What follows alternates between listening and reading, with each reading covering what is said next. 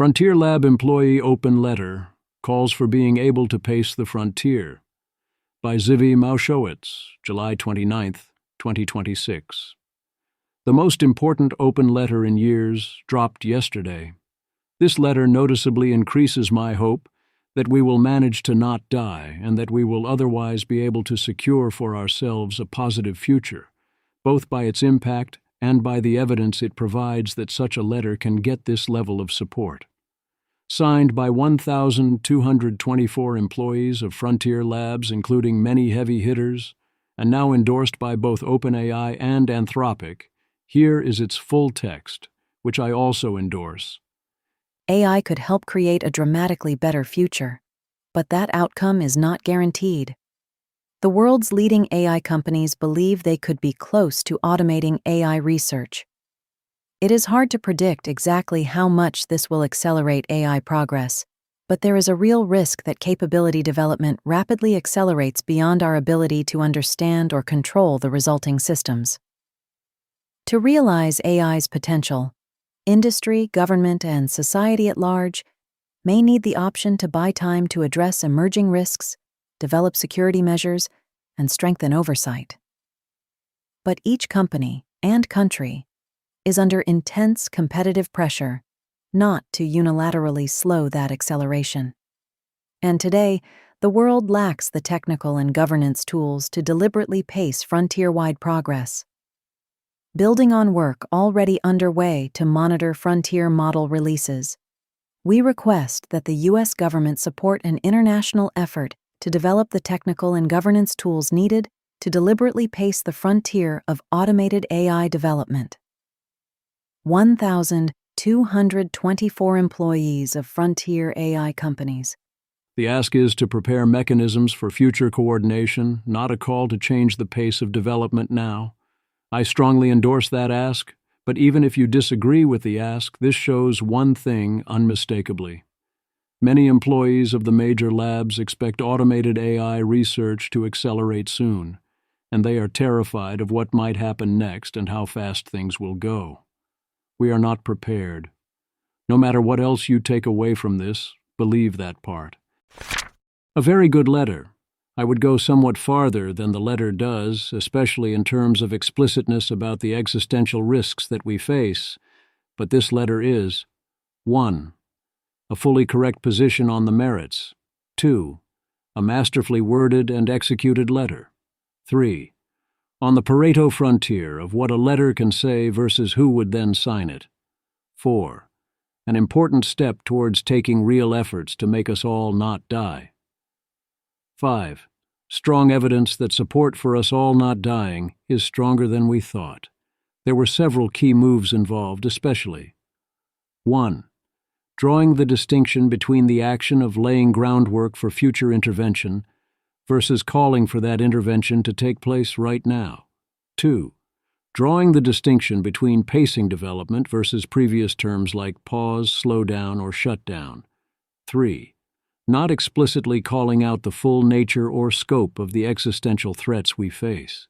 This allows people to sign on so long as they support the necessary current move of getting ready to act, even if they don't think there is enough evidence yet to pull the trigger, or it is not yet time, and without having to endorse a particular view of the risks we face. The situation is rather overdetermined, so one can and should support this letter's statement, and ask even if you are doubtful of stronger claims. Naturally, the first move of many opponents is to ignore those distinctions, whether or not they even notice them in the first place. A variety of beliefs are reasonable about whether intervention is needed imminently in order to pace development, and if so, what degree of intervention. This was true before we learned of an internal OpenAI model hacking Hugging Face, which should update your perspective. It remains true now. Whereas I believe the letter's statement would ideally be uncontroversial. We do not know what the future will bring. In many of those futures, we will need the ability to steer outcomes, including via pacing development. This will require cooperation between companies and ultimately between governments. If we do not lay the groundwork in advance, it will be too late, and we either will be unable to coordinate or will have to do so via much worse mechanisms. Who signed the letter? OpenAI endorses this letter. OpenAI. At the core of our mission is working through how to ensure increasingly powerful AI benefits everyone. We believe that, at some point in the future, AI acceleration for frontier model development may be so high that the world will need to pace the rate of AI advancement. We hope to contribute to work led by the U.S. government, alongside other labs and the open source community, to develop the tools and mechanisms that could make that possible. Key figures from OpenAI that have signed include Chief Scientist Jakub Pachocki, Chief Research Officer Mark Chen, co-founder and head of AI Resilience at the OpenAI Foundation, Wojciech Zaremba, Rune, head of Strategic Futures, Dean Ball, head of Safety Sachi Jain, and former head of Mission Alignment, Joshua Achiam. Jake Halloran. Rune signing the letter as Rune goes kinda hard. Rune, OpenAI. Honestly, I signed it as my real name, but PTF people decided it's cooler if I'm Rune. Anthropic endorses the letter. Anthropic, we support this petition signed by our CEO, several co-founders, and senior staff. Our own research on recursive self-improvement, published last month, points to the need for tools to deliberately pace the frontier of AI development so society can prepare. We're glad to see broad agreement across the field. Key figures from Anthropic that have signed include CEO Dario Amodei, co-founder Jack Clark, co-founder and Chief Science Officer Jared Kaplan, co-founder Benjamin Mann, and co-founder, Interpretability Research Lead, Chris Olah, Jan Leike, Ethan Perez, and Claude Code creator Boris Cherny. Key figures from Google DeepMind that have signed include Chief Strategy Officer Jajit Sekhon and VP of AI Safety and Alignment, Angsha Dragan. Other key figures include Meta Chief Scientist Shengjia Zhao, Meta VP of AI Research Dawn Song, Meta Director of Alignment and Risk Summer Yue, Thinking Machines, Chief Scientist John Schulman, and Inherent Chief Scientist Edward Hughes. A little under half of signatures are from Anthropic as of shortly after the announcement. As of writing this, there are now 90 more signatures, with a lot of signatures from OpenAI and DeepMind, and a substantial number from Meta. The only one conspicuously missing here is SpaceX XAI, or what is left of it. Image.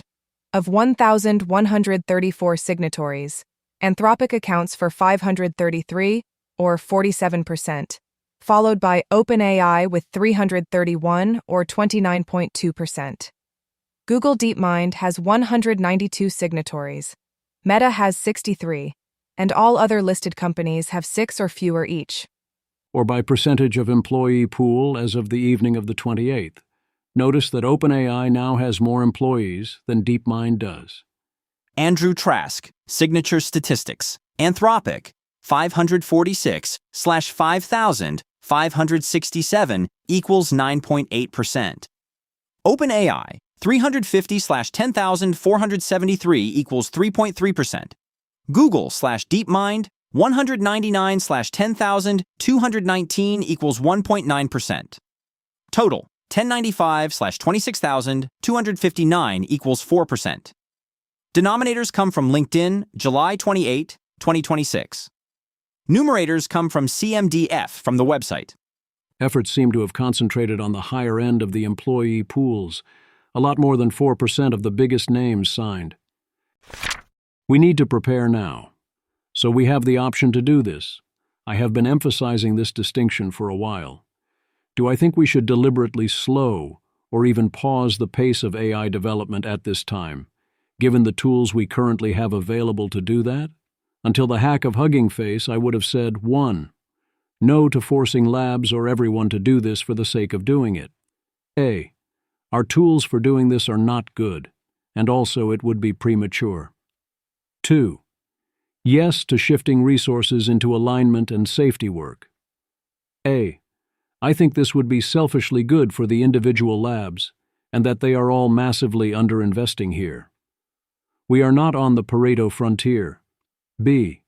If this slowed down raw capabilities progress a bit, I think that would be totally fine. I would expect greater AI diffusion and sales as a result. Win-win. C. You could take this too far, but in practice, no one is going to do that. 3. Yes to laying the foundation for future interventions and coordination around those interventions. A.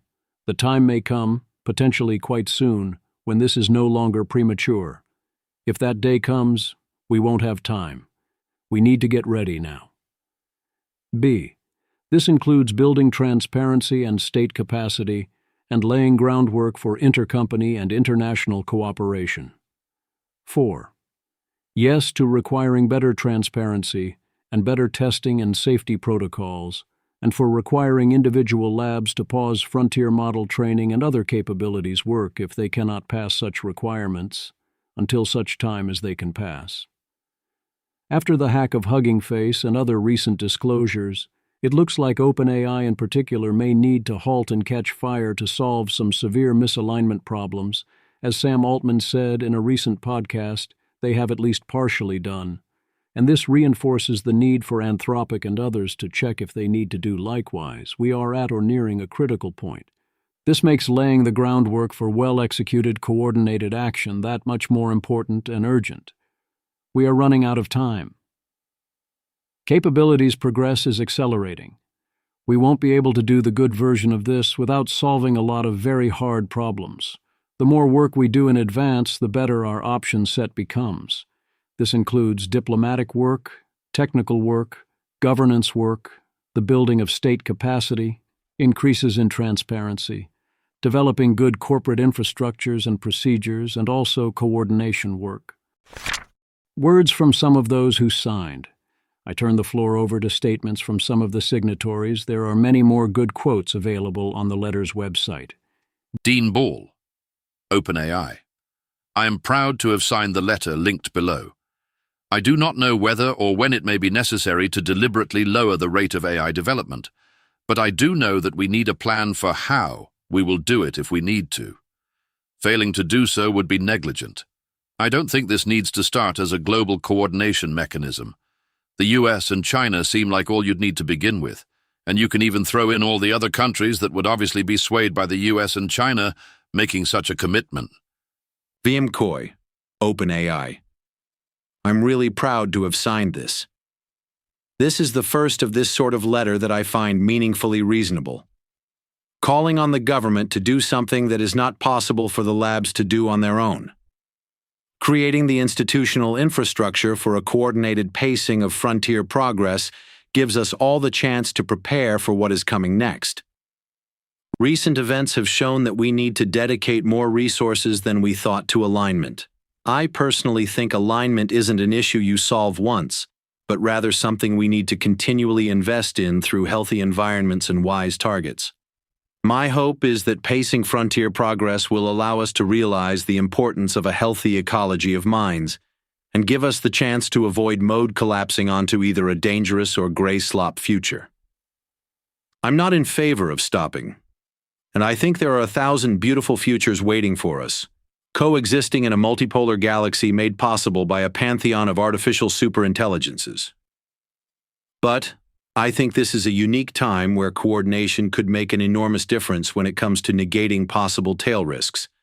And this letter is the first thing I've seen that has given me hope that it is possible. I know this won't sit right with everyone, particularly my accelerationist followers. To this, know that I stand with you on the side of eliminating death and disease. I will fight to ensure we don't pause forever, and I will not allow our world to fall into a bureaucratic hell of endless unachievable gates to proceed. For now, however, I think cool heads must prevail, and I hope this letter will allow this to happen. Jason Wolf, OpenAI. OpenAI has said that humans should remain in control of AI development, and that decisions about the pace of progress should be made through democratic processes rather than left to individual labs. I strongly agree. Progress is already moving very quickly. By default, competitive pressure rewards whichever company or country is willing to move fastest and accept the most risk. Recursive self-improvement could dramatically accelerate those dynamics, potentially beyond our collective ability to understand progress, assess risks, and maintain meaningful human oversight. We should start with stronger domestic transparency about frontier training, internal deployment, the pace of progress, and the risks and safeguards associated with increasingly capable systems. Democratic decisions are impossible if the public and policymakers don't have the information they need to make them. But transparency alone won't solve an international race. We also need to build the technical and governance capacity for credible, verifiable international coordination. Maybe we never need to use it, but with many experts considering an intelligence explosion plausible within the next 2 years, I think it's urgent that we start building this capacity now. Leo Gao. OpenAI. The world is locked in a deadly race towards an intelligence explosion, where AI's ability to create better AIs reaches a critical point, like a runaway nuclear chain reaction. Since no individual actor is willing to stop unilaterally, to survive we must coordinate to slow down. Jeff Pennington, OpenAI. I signed. Coordinating a slowdown will be difficult and comes with a host of e.g. antitrust issues, but I used to wish it was easier to find big training wins, and right now I kind of wish it was harder. Micah Carroll, OpenAI. At the current pace, every couple of weeks there will be new models which significantly increase the consequences of model misuse and misalignment. I worry that efforts to mitigate these risks may fail to keep up with the pace of development, and that margins for error will become increasingly small under international competitive pressures. In the near future, we may urgently want to enact an internationally coordinated slowdown or an indefinite ban on AI development. Attempting to build the trust and infrastructure for taking such actions on short notice seems simply prudent. Why would we not at least try to have this option? I fear that in an international race to the bottom of AI development, it is likely that no nation will win, and we will all lose together. Xerxes, Google DeepMind. I dedicated my career to AGI safety and alignment because I believe highly capable AI can go very well or very badly for humanity. We can test whether an AI behaves well. We cannot yet test whether it will keep behaving well when it matters. Until that changes, we need the option to coordinate a slowdown in AI capability growth. Neil Nanda, Google DeepMind. I signed this. AI is progressing very fast with incentives to go as fast as you can, even if there are risks. Coordinating a change of pace may be needed, but will be hard and needs prep. So ensuring there's the option is obviously good. I'm glad this is consensus across labs. Words from others. Peter Wieldford, on MTS. I don't think anyone wants to stop AI now, but it's pretty clear the people building these AI systems are worried about the speed at which AI is accelerating, the speed at which these products are coming out, especially after last week's incident where an OpenAI model managed to escape OpenAI and attack another company. It seems like we don't have full control over our AI systems. As these companies are potentially building towards superintelligence, towards recursive self-improvement, it seems very possible these systems might rapidly get away from our ability to control them. The way I'm reading this letter, it almost honestly seems like a call for help. You have people from OpenAI, Meta, Google, Anthropic, co-founders, top scientists, all saying that this intense competitive pressure is pushing them to put out products faster than they know how to control, and we may not like where that ends up. It's been good so far, but we definitely need to tread very carefully.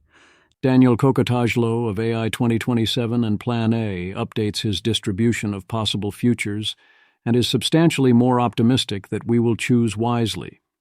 As with my adjustments, presume this is a mix of the letter having impact and learning that the letter was possible, and that someone went ahead and created it.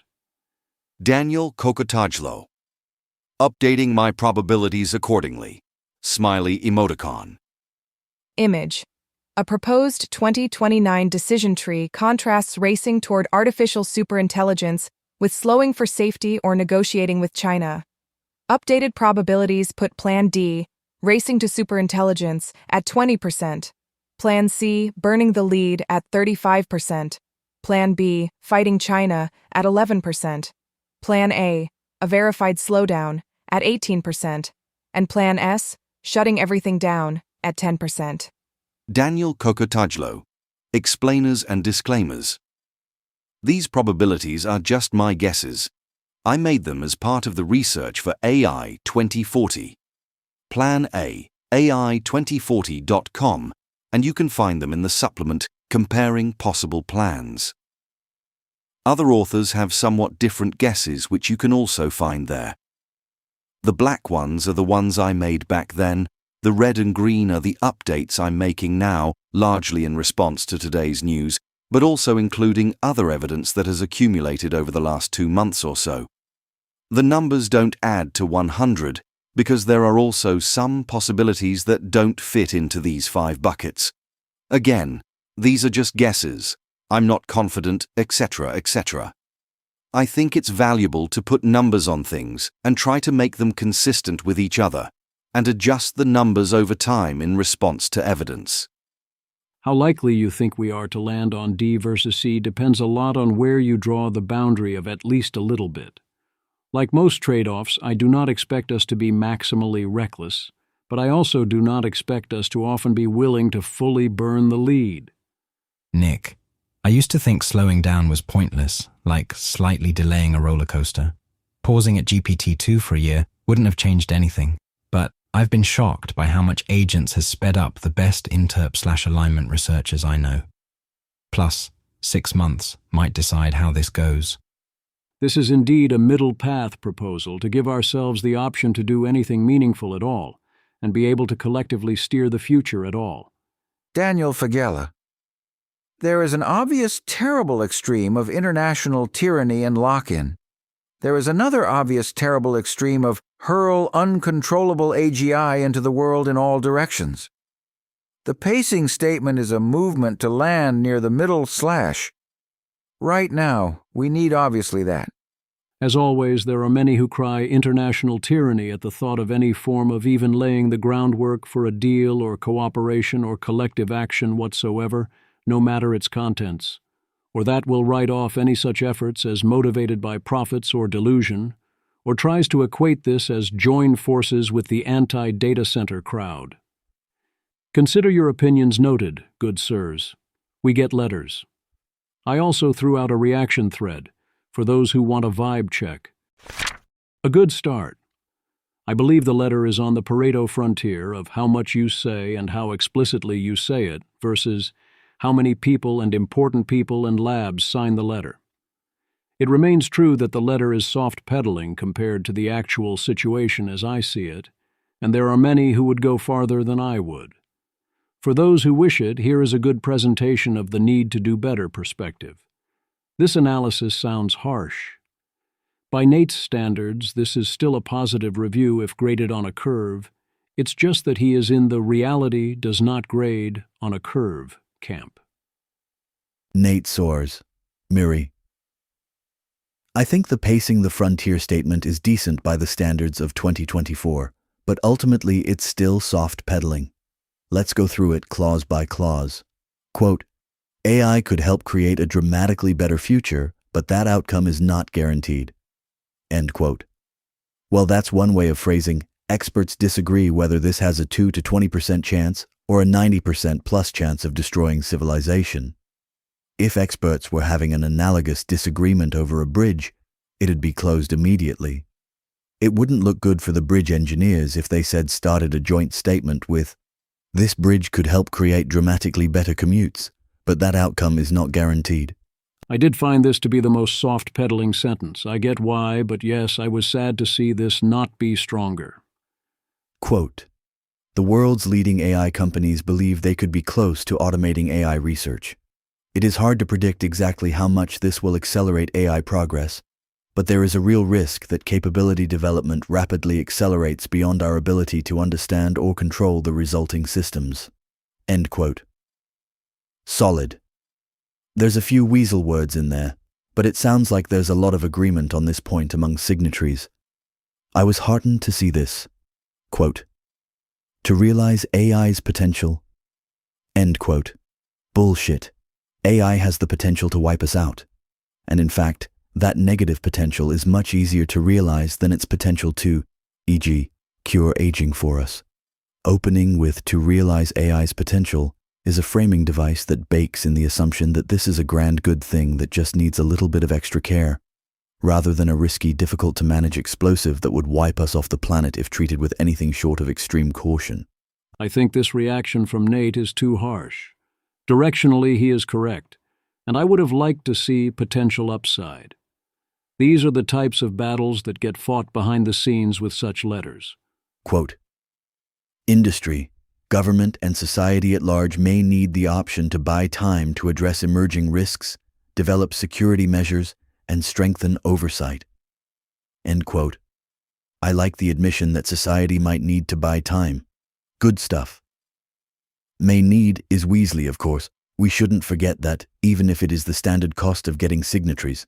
Now, let's go through the three options one by one. Nate Soares. Miri. Address emerging risks is the strongest of the three, but I think it's doing double duty.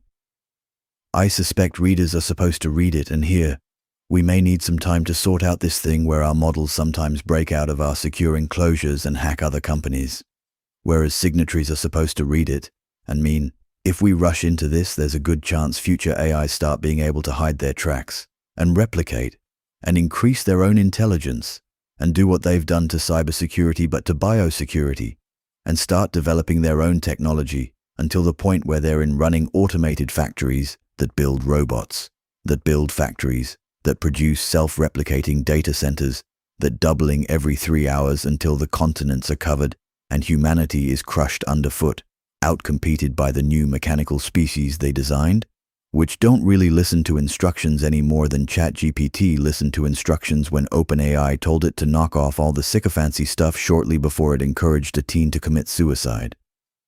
Is the latter an emerging risk? Because yeah, society is going to need an option to buy time to address it by just not going there. So in that sense, this is a good clause.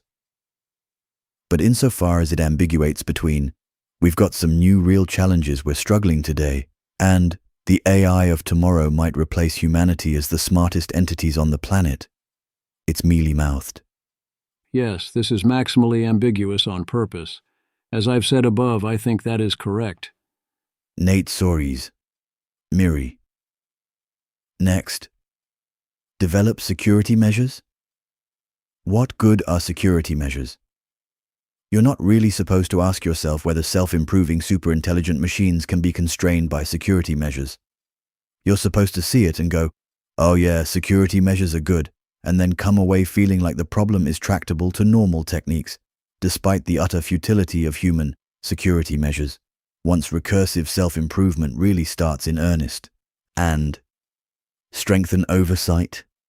Oversight might sound nice, but how does it solve the problem? Security measures and oversight help on the margin. I view this part less cynically than Nate, and do not think it is meant to imply that those measures are sufficient, only necessary. Pointing out that security measures are necessary is part of how you get people to agree to take overdetermined actions, and then worry about the sufficiency half later. In many cases, you will need to show their insufficiency later. The clause should have read, industry, government, and society at large may need the option to stop before automated AI research accelerates out of control. You can just come out and say bold statements like that if you've already got the may need in there as a ward against any definitive statements. I strongly agree with Nate's version and agree that you damn well should be able to say this if you include the word may. Saying stop would have lost a lot of signatories, though, and I support the final decision made, despite being sad about that. Nate Soares, Miri. Quote, building on work already underway to monitor frontier model releases. End quote. This reads to me as ass covering to pretend they have this under control when they very visibly don't. This is not primarily ass covering. This is an attempt to pitch to the White House by hitching the continued action to existing policy. Nate Soares, Miri. Quote, we request that the U.S. government support an international effort to develop the technical and governance tools needed to deliberately pace the frontier of automated AI development. End quote. Pretty decent, modulo the pace weasel word. I think pace was a very strong move, as noted earlier. Good word. Nate Suarez, Miri. I'm glad this statement exists. It's progress. I'm sure that everyone's communications teams fought hard over the particular wording and that this was as clear as they could get. I'm thankful for the effort that went into coordinating this. I don't imagine it was easy. I especially appreciate the clarity around the possibility of automated AI research and the clear request for aid. But it's a far cry from real candor. We would consider this sort of response laughably negligent in any mature field of engineering that puts human lives at risk. And this situation is one that puts all humanity at risk. This statement is a good step, but the field at large must do better. What the letter does not say. As Tim Fist says, the letter does not specify what form the interventions would take, nor does it provide conclusive evidence of the risks and pace of development that would be convincing to lawmakers. It would have been a serious mistake for the letter itself to try and include either of these things, but yes, it does lack those elements. That leaves us to figure out what interventions to prepare for and consider. As Tim Fist says, we should focus on frontier development and potential serious and irreversible harms, and we should try to find ways to avoid disadvantaging those labs that take safety seriously. We should also take care to avoid interference with diffusion and things like autonomous vehicles and drug discovery. Tim Fist suggests we start with building state capacity and transparency and ability to monitor the situation, and with better enforcement of chip export controls. I agree strongly on both of these points, but would caution against doing only those things. In particular, diplomatic work needs time to play out. How would we go about laying these foundations for future action? What might we want to build towards as options? Mauro Lorgon shares some of Miri's research in this area as a first start. 1. A survey of verification mechanisms. 2. A menu of technical interventions. 3. Detecting hidden ML training with zero overhead telemetry. 4. Model activations are bit-exact reproducible when enough info is reported. 5. Recent work by Peter Barnett about when and how we might lose control. There are many other sources out there from which to build, but in the interests of speed premium, I will not stop to build a database here. If you want to help out, many would be happy to help point you in good directions. What happens now? To lab employees in particular, if you have not yet signed, consider signing. Hopefully we continue to have our voices heard, the employees of the labs continue to coordinate, and we get to work laying the foundations of coordination in case we need them. Humanity has the opportunity to maintain any ability to steer the future at all, and thus maintain hope for a good outcome. The alternative, if the lab employees are right about the future pace of development and superintelligence does arrive, is a world in which humanity cannot collectively steer its future, inevitably loses control, and likely soon perishes along with all that we value. We are in a narrow window. AI employees will likely lose their leverage over time. If you want to influence the labs and through them everyone else, you need to continue to organize and speak up now, before it is too late. Lots of things have to be put into place, in the government, in diplomacy, in the labs, and in technical research and hardware development. Let's get to work.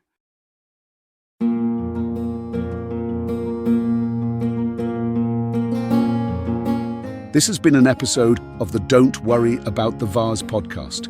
If you enjoyed this podcast, please visit thezv.substack.com to support the author. If you enjoy having AI-narrated episodes, please note this is a listener-supported podcast. To receive new posts and support the cost of creation, consider becoming a subscriber at dwatvpodcast.substack.com. Thanks for listening.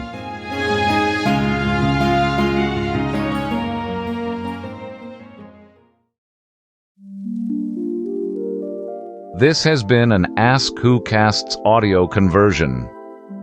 If you would like your own private feed of audio conversions of any blog posts you would like to listen to, You can sign up for Ask Who Casts Pro at app.askwhocasts.com, where you can give any post the multi-voiced podcast treatment into your own podcast feed.